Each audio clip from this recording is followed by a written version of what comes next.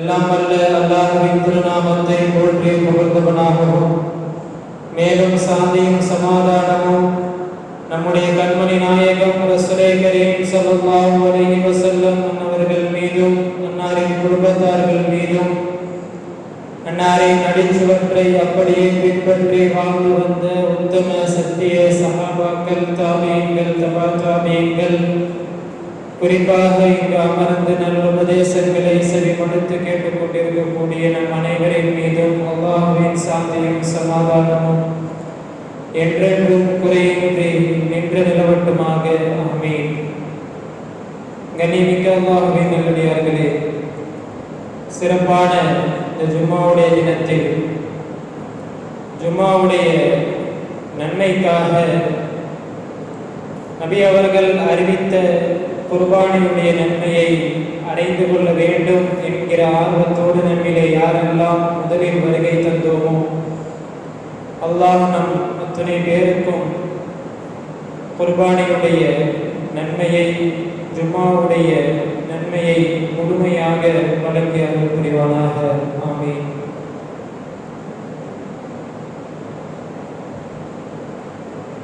நாம் வாழக்கூடிய இந்த வாழ்க்கை நிறைய சோதனைகளோடு தான் இந்த வாழ்க்கையை அல்லாஹ் நமக்கு அமைத்து கொடுத்துள்ளார். இந்த உலகம் சோதிக்கப்படக்கூடிய உலகம். வரக்கூடிய சோதனைகளில் நாம் வெற்றி பெற வேண்டும். இதுதான் அல்லாஹ்வுடைய ஏற்பாடு. ஒரு முஃமின் எப்படி சோதனைகளை எதிர்கொள்ள வேண்டும், வரக்கூடிய ஆபத்துகளை எப்படி பார்க்க வேண்டும் என்பது குறித்து குர்ஆனும் சரி, நபி அவர்களுடைய வார்த்தைகள் ஹதீஸிலேயும் சரி நிறைய அறிவுரைகள் நமக்கு சொல்லப்பட்டிருக்கிறது. நம்முடைய கடமை அல்லாஹ் ரசூல் ஒரு ஆபத்தான சூழலை எப்படி பார்க்கும்படி நமக்கு கற்றுக் கொடுத்தார்களோ அந்த முறைப்படிதான் ஒரு ஆபத்தை நாம் பார்க்க வேண்டும். இன்றைக்கு நாம் கேள்விப்படக்கூடிய எந்த ஒரு செய்தியும் நமக்கு மகிழ்ச்சியான செய்தியாக இருப்பதில்லை. சர்வதேச செய்திகளும் சரி, நம் நாட்டினுடைய உள்நாட்டு செய்திகளும் சரி, எல்லாம் கவலைக்குரிய செய்திகளாகத்தான் இருக்கிறது. ஏன் இப்படி ஒரு சூழலை அல்லாஹ் ஏற்படுத்தி தந்திருக்கிறான் என்பதுதான் இங்கே நமக்கு முன்னால் இருக்கக்கூடிய கேள்வி.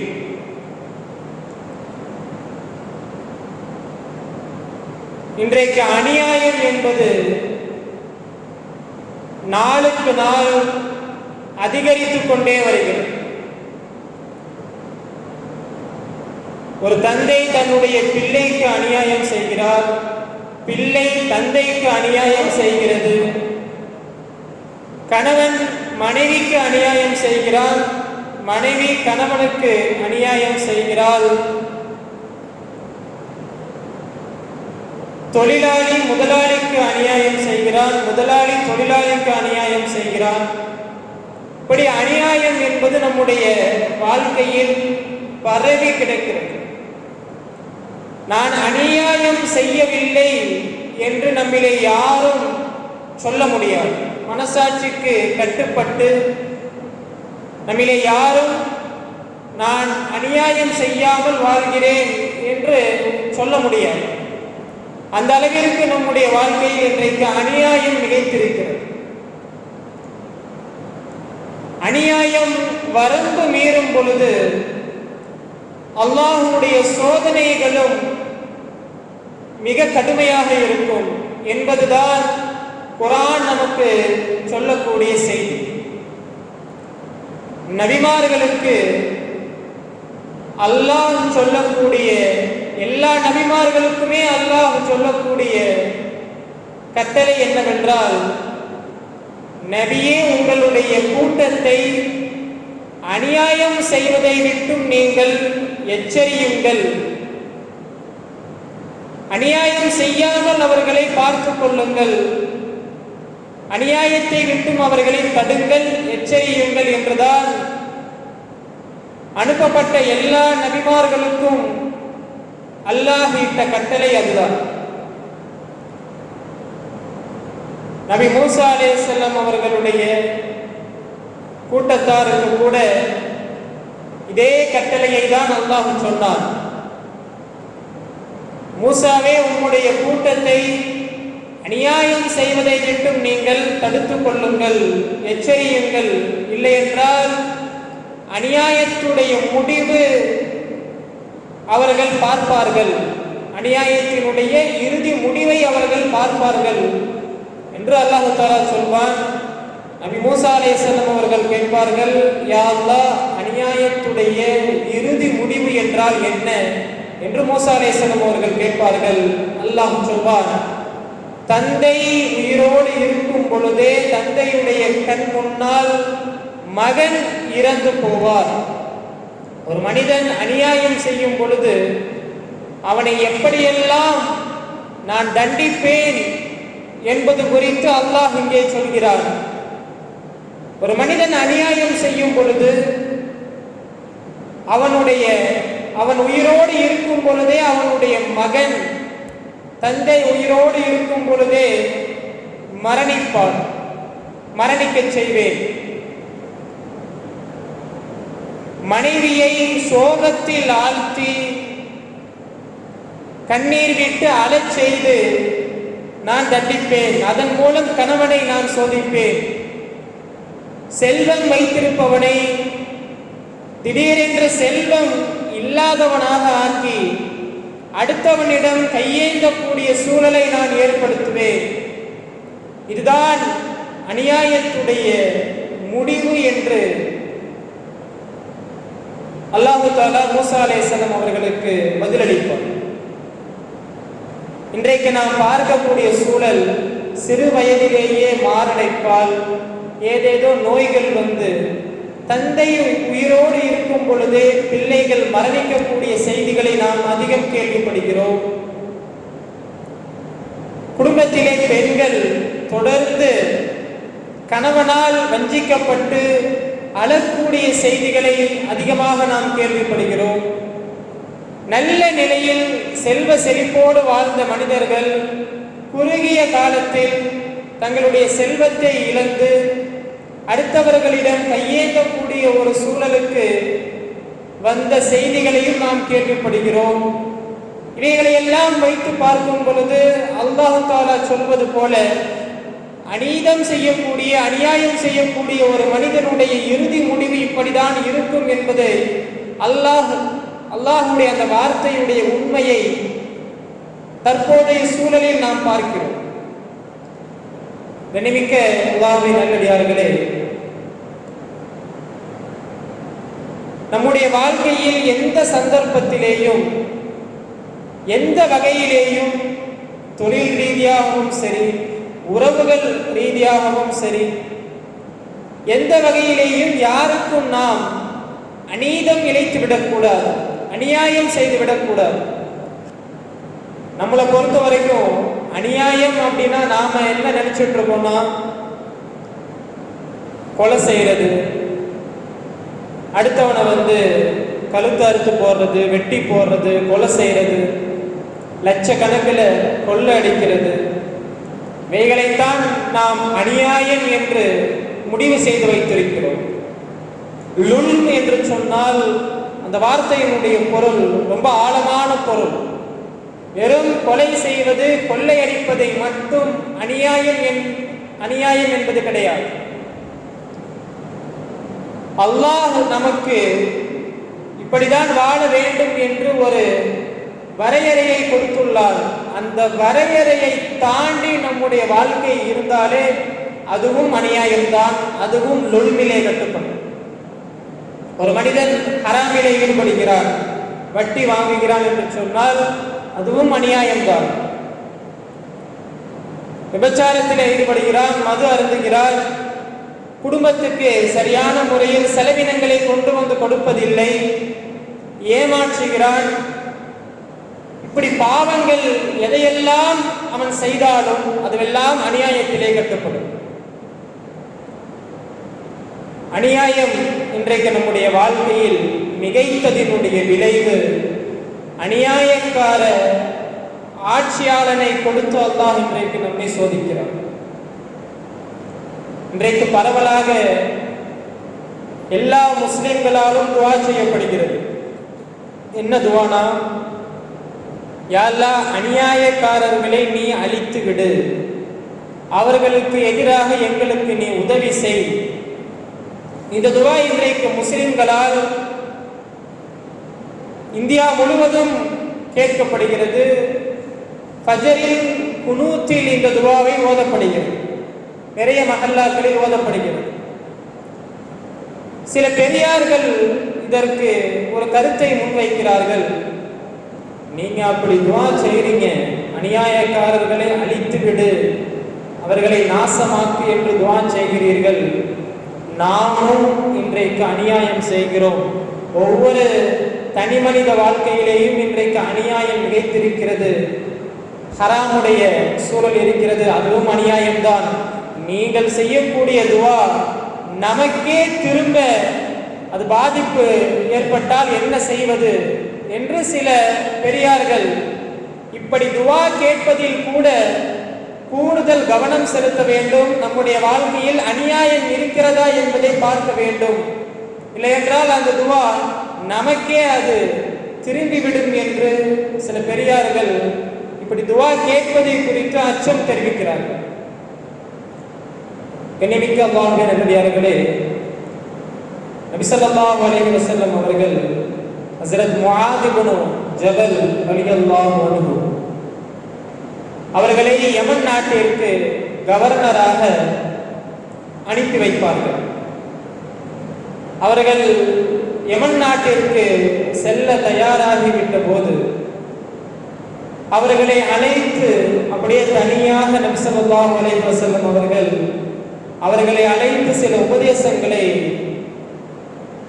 சொல்வார்கள். அதில் நபி அவர்கள் சொல்லக்கூடிய ஒரு முக்கியமான வார்த்தை, முஆதே, நீங்க திரும்ப என்னை சந்திப்பீங்களான்னு தெரியாது. ஒருவேளை நீங்கள் சந்திப்பது என்னுடைய கபரை கூட நீங்கள் சந்திக்கலாம், அதுவரை நான் உயிரோடு இருப்பேன் என்று சொல்ல முடியாது. எனவே நான் சொல்லக்கூடிய செய்திகளை கவனமாக கேட்டுக்கொள்ளுங்கள் என்று சொல்லிவிட்டு நபி அவர்கள் சொல்வார்கள், நீங்கள் செல்லக்கூடிய யமன் நாட்டிற்கு நீங்கள் கவர்னராக பிரதிநிதியாக நீங்கள் செல்கிறீர்கள். அங்கே அநீதம் இழைக்கப்பட்ட மக்களுடைய துஆவுக்கு நீங்கள் அஞ்சு கொள்ளுங்கள். யாருக்கும் அநியாயம் செய்து விடாதீர்கள். அப்படி அநியாயம் செய்தால் அவர்கள் உங்களுக்கு எதிராக செய்யக்கூடிய துஆவை குறித்து நீங்கள் பயந்து கொள்ளுங்கள் என்று நபி ஸல்லல்லாஹு அலைஹி வஸல்லம் அவர்கள் ஹஜ்ரத் முஆத் இப்னு ஜபல் ரலியல்லாஹு அன்ஹு அவர்களுக்கு எச்சரிக்கை விடுப்பார்கள், அறிவுரை சொல்வார்கள். இத்தனைக்கும் அவங்க போகக்கூடிய யமன் நாடு அதிகமாக யூதர்கள், அதிகமாக யகூதிகள் வாழக்கூடிய ஒரு நாடு. அந்த தேசத்திற்கு செல்லக்கூடிய தன்னுடைய சஹாபியை கூட, நண்பரை கூட நபி அவர்கள் அநியாயம் செய்யாமல் உங்களை நீங்கள் பார்த்துக் கொள்ளுங்கள், எந்த சந்தர்ப்பத்திலேயும் யாருக்கும் அநீதம் இழைத்துவிட வேண்டாம் என்று சொல்வார்கள். ஏனென்றால் அநீதம் இழைத்துவிட்டு நாம படுத்து தூங்கிடலாம் நிம்மதியாக. ஆனால் நம்மால் அநீதம் இழைக்கப்பட்டவர்கள், நம்மால் பாதிக்கப்பட்டவர்கள் தூங்குறது கிடையாது. நாம் இழைத்த அநீதத்தை நினைத்து நினைத்து நமக்கு எதிராக அவர்கள் துஆ செய்து கொண்டே இருப்பார்கள், புலம்பிக் கொண்டே இருப்பார்கள். அவங்க தூங்குறது கிடையாது, அல்லாஹ்வும் உறங்குவதில்லை. இவர்களுடைய பதுஆக்களை அல்லாஹ் தஆலாவும் கேட்டுக்கொண்டே இருக்கிறார்.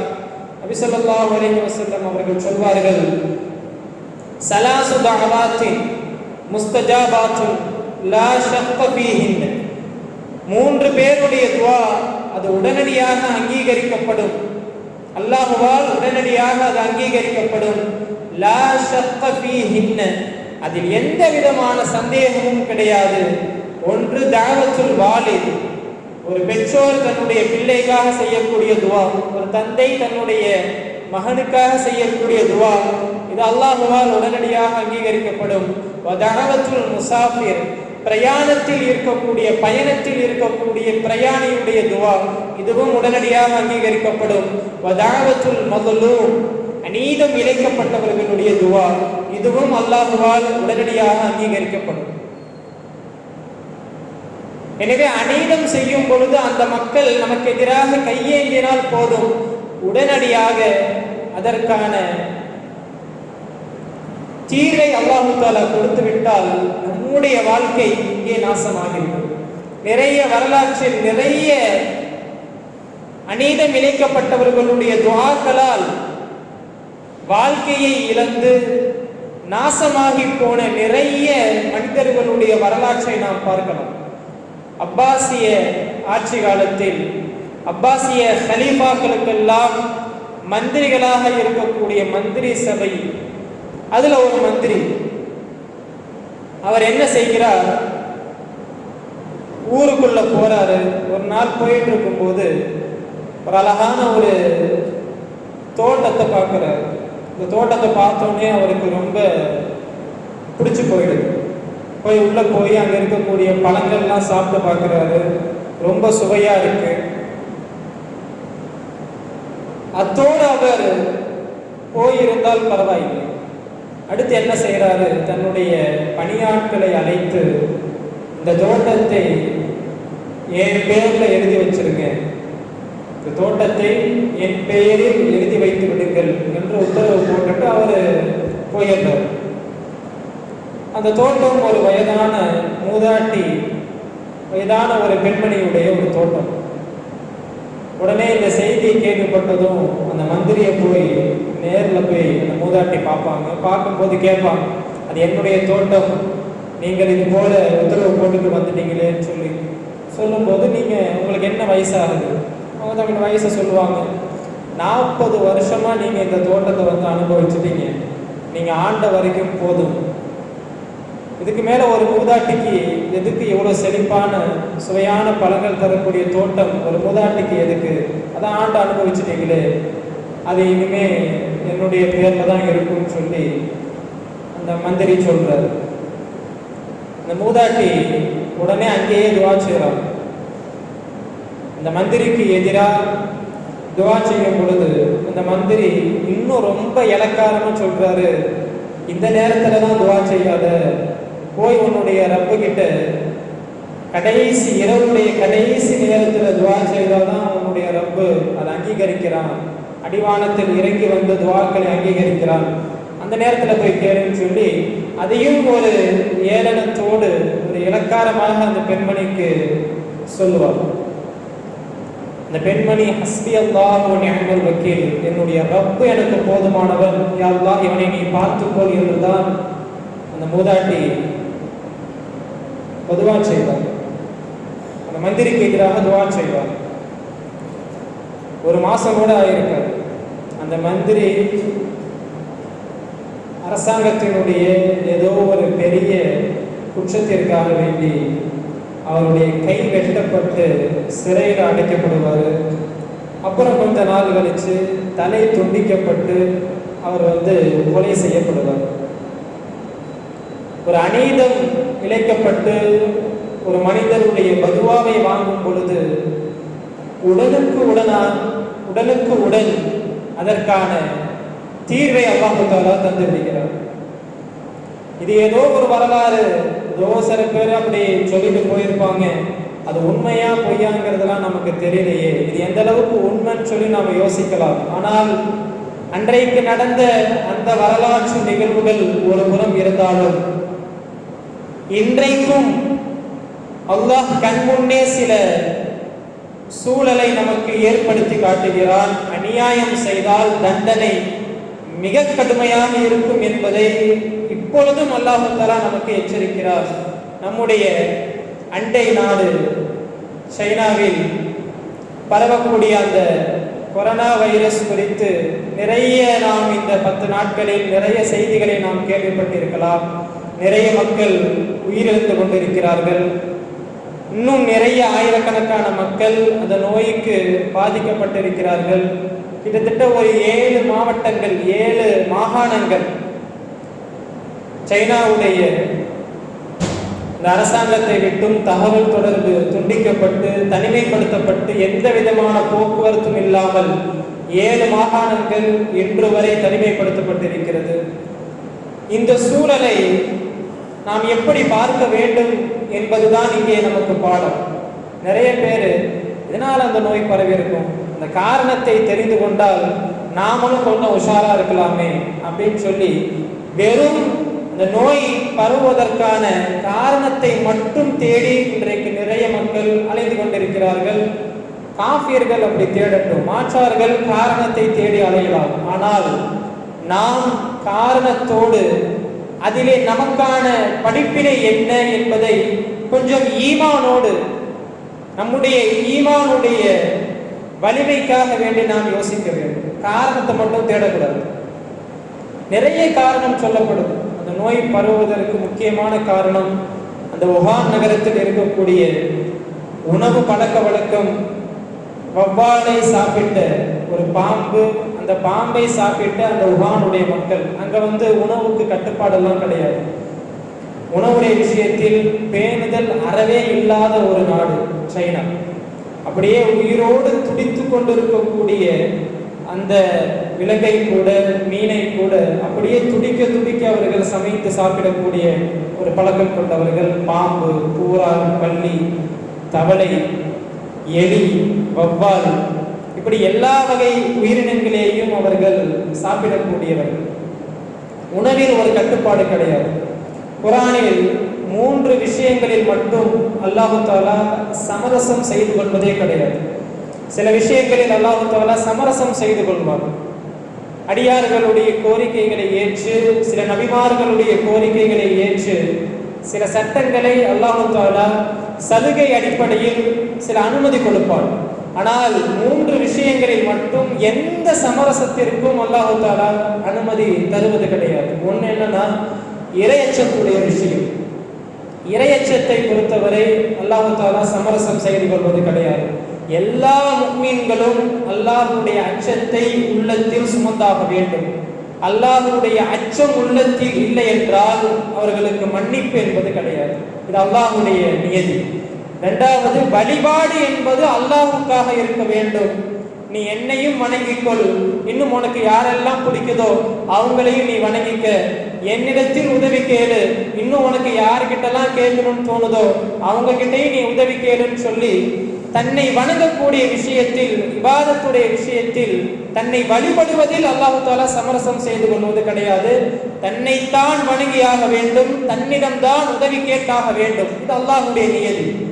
இதுல யாராவது முரண்பட்டால் அல்லாஹ் தஆலா அவர்களை மன்னிப்பது கிடையாது. எனவேதான் ஷிர்கை அல்லாஹ் தஆலா மன்னிக்கிறதே கிடையாது. அல்லாஹ்வுக்கு இணையாக வேறு ஒரு மனிதனை வைத்து நாம் வணங்கும் பொழுதோ, அல்லது அல்லாஹ்விடத்தில் மட்டும் கேட்கக்கூடிய கோரிக்கைகளை வேறு ஒருவரிடத்தில் நாம் கேட்கும் பொழுதோ அதை ஷிர்கி அல்லாஹ் தஆலா சேர்த்து அந்த பாவத்திற்கு மன்னிப்பே அல்லாஹ்வுடைய தரப்பில் கிடையாது. சமரசம் என்பது கிடையாது. மூணாவது, உணவுடைய விஷயம். உணவுடைய விஷயத்தில் அல்லாஹ் என்ன சட்டத்தை, என்ன கட்டுப்பாட்டை நியமித்தானோ அதுதான் கடைசி வரை அமல்படுத்தப்பட்டுள்ளது. எந்த ஒரு சந்தர்ப்பத்திலேயும் அல்லாஹ் விதித்த அந்த வரம்பில் அல்லாஹ் தஆலா சமரசம் செய்து கொண்டதே கிடையாது.